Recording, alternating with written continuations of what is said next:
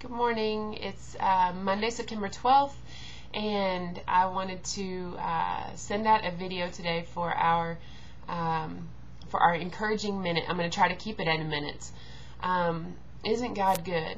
He is good all the time, even in the midst of life's ups and downs, trials, tragedies, as we yesterday recognized that it has been 10 years since the attack on our country, and it's wild that it's been 10 years. And you think about all of the people that were impacted 10 years ago on that horrific day, and yet 10 years later we can look back and see God's fingerprints in different families and lives that God used in the midst of such a horrible time. And so I don't know, I just wanted to look this morning at what does it mean to truly rest in the sovereignty of God. I mean, really, what does that mean to rest in the fact that God is sovereign when everything around us is falling apart? And you know, one of my favorite scriptures when I'm struggling and when I'm feeling overwhelmed by life is in Matthew. And I'm just going to read it.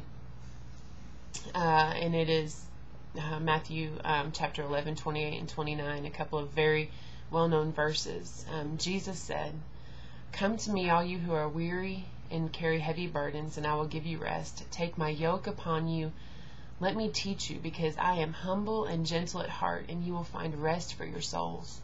And you know, I think that is where we all need to rest, because there are so many questions and things that happen in this life that we will not understand until we get to heaven.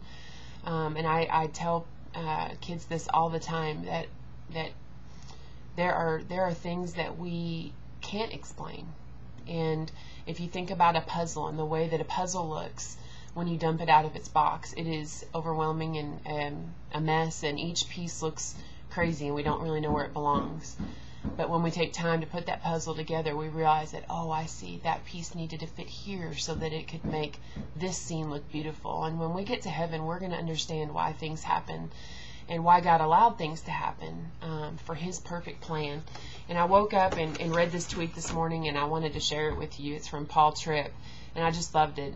Just another sweet reminder. And as you read through Revelation, we're told that just really neat promises about what is to come in heaven, and it being really our home. And this isn't our home. This is just kind of, as Coach Lunny told me from one of his books that he's reading, that it's just an internship. And I love that thought. But listen to this. Peace is found in knowing that this world is meant to prepare us for the next. These temporary pains and temporary pleasures aren't our final address.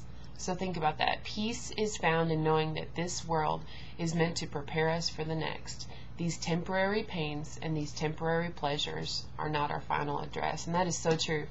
I pray that your final address, that your home is going to be in the presence of God, and with me, with my daughter Michaela, as we all keep pressing on. I want you to know that I'm praying for you, and thank you for signing up for the encouraging minute.